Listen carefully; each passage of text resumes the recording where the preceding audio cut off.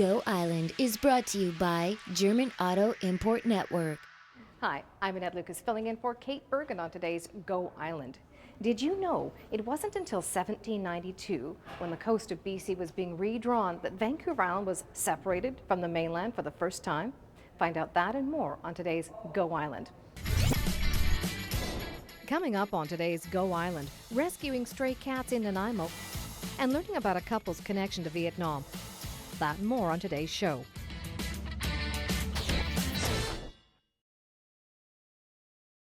You're watching Go Island, and we are going to be joined by Vancouver Island's foremost historian on maps, and he is the author of The Land of Heart's Delight, all about the early maps and charts of Vancouver Island.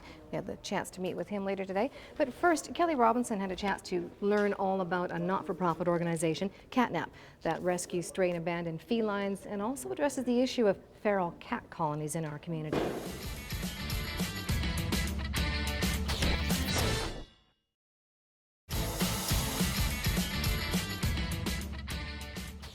You're watching Go Island, and we are having the extreme pleasure of speaking with Vancouver Island's foremost map chart historian, Michael Layland, at the Vancouver Island Regional Library. Thank you for joining us today on Go Island. Well, thank you for inviting me. Now, your book, I've had a quick glance through it, and right away I had to buy one. Oh, good. I shouldn't say for who, I probably just gave it away. It's a Christmas present. But it's a really, really interesting book, and it's not just for somebody who wants to look at maps and charts. There's a lot in there. So what gave you the idea to do this book?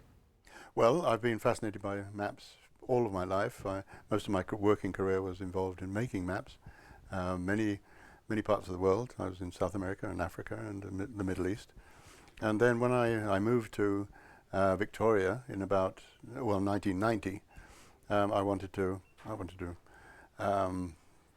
devote my passion about the early maps to my new home. Now, if you get a chance to look at the book, it's really interesting because it's not just a bunch of pictures. They're pieces of art, a lot of the real old ones, and they all have stories behind them, and that's what I found so fascinating. Is there some story in particular that just sort of stands out in your mind about one of those maps or charts? Well, you're putting me on the spot there. I talk about 120 maps in the book, and most of them have very good stories about them. My favorite is one of the early ones about by an Englishman who lived in exile in Florence in the 1640s, Robert Dudley, and he drew a map of this coast before anybody was known to have arrived here, and he marked it about Sir Francis Drake landed here. And of course there's been an endless discussion about did that happen and where did it happen ever since. Talking about books, James Green had the chance to speak to a Salt Spring Island couple who have detailed their connection to Vietnam in their latest book.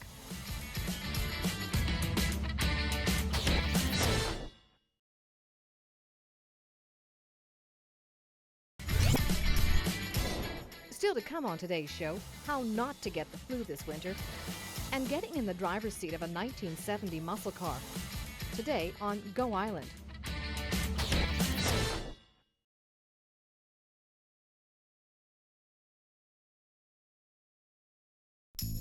Did you know where I was born? Anchorage, Alaska.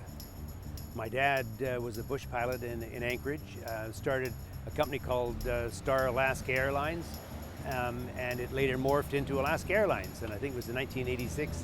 My dad and mom were flown up to Fairbanks and recognized as the co-founder of Alaska Airlines. That's my claim to fame.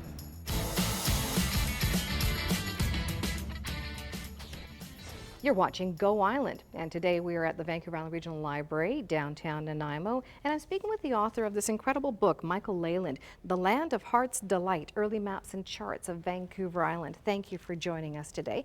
And I've had a chance to look through a few of these charts in here, and as I said before, they're amazing pieces of artwork as far as I'm concerned. Now, just a little bit more about what you discovered and what you put together into this book. How many charts, how many maps? There's 120 maps in all. There were more that I could choose from, but I chose the ones with perhaps the most interesting stories. I really want people to read the book and rather than have it decorate the coffee table, because the stories themselves are very much an integral part of understanding the maps.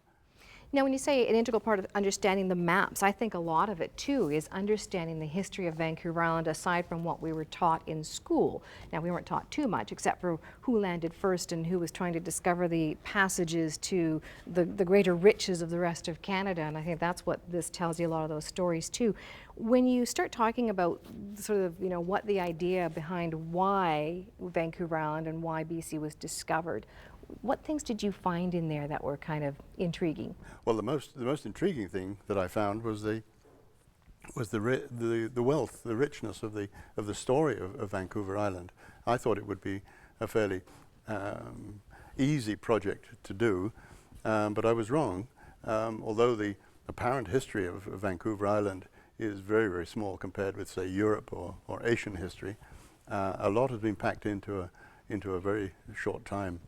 And the wealth of that story, those stories, deserves to be told. I won't ask you all the questions about those stories because obviously we'll come back and talk more about them to say, you know, whose interpretation is it kind of thing. There were stories on maps, I understood as well. There was some details. I mean, not unlike a logbook for a ship sometimes. So there's a lot of tidbits in here which are very interesting. So we will speak more on today's Go Island with Michael about what else is in this fascinating book. And in the meantime, though, it is winter, it is flu season, and Paul Balstein had a chance to find out about, you know, flu shots, things like that. So we're going to find out more about what the best method is for keeping healthy this winter season.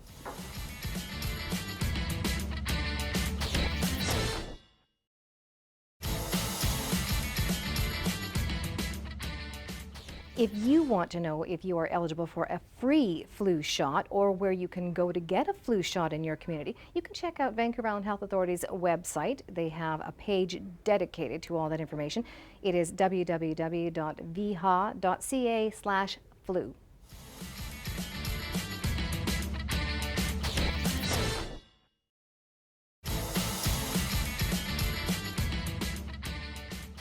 You're watching Go Island. I'm Annette Lucas. I'm filling in for Kate today. And we're down at the Vancouver Island Regional Library speaking with an author of a very fascinating book. That's Michael Layland.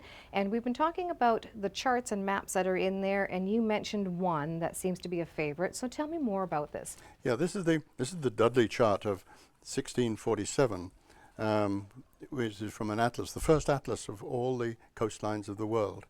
And the very last map in the atlas is the one of our coast. And very intriguingly, the end of the map stops at about what we think is Vancouver Island. And I've done a comparison in the book about what he shows here and what the current knowledge is. So it looks, from the evidence in this book, that Sir Francis Drake actually came to the west coast of Vancouver Island. Ah, definitive proof of who actually was here first. But I'm sure that, like I say, historians are still trying to debate over things like that. But it's amazing that they were able to draw those pictures so accurately. Astonishingly, yes. Yeah. They were very, very good at getting latitude. They didn't have the technology to get longitude at that stage, and so the map is distorted in the longitude, and that's what I've done on this diagram, is taken out that error, seeing what the map maker intended.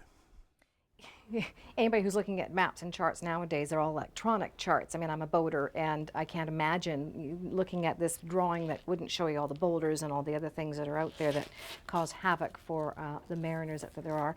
But as far as some of the stories in here about the riches that they thought that they could discover, and they thought that there was a passage all the way to Europe through the mainland. And how did they get those ideas? Across the northern part of North America. Well, there was mythology. There was very, very early maps, long before anybody came here. In theory, there was an open water passage, the Northwest Passage, and various people went to try and find it, and including Drake, we think, trying to find it from this end rather than the Atlantic end. And apparently the coast was protected by sea monsters. Yes, absolutely. But you should remember, of course, that the people drawing the maps in those early days were not the people that had actually been there. And so they were relying on tales they heard in the seaside taverns from salt-encrusted sailors telling of their adventures and what they saw out there and the most incredible monsters and so on. And the poor cartographer had to try and depict what he'd heard from these stories and myths. They're beautiful drawings. And it has been a pleasure speaking with Michael about his newest book, and I'm sure if you have any history buffs out there, any mariners, they'd love to see a copy of it. And Rayanne LaPlante has been working on a project all year. She's up to number 12 in calendar cars. This time it's about a rare muscle car, a 1970 Plymouth GTX.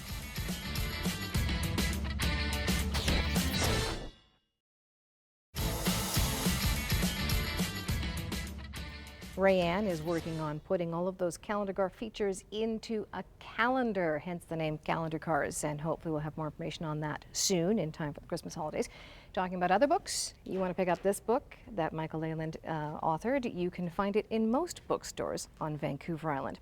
Information for people living in Qualicum Beach. There is a project about the building of a new fire hall. They're having an open house on the 13th, all day at the fire hall, followed by a public information meeting at night. You can also watch the Go Island hosted session on our YouTube channel to find out more information about it. Thanks for watching.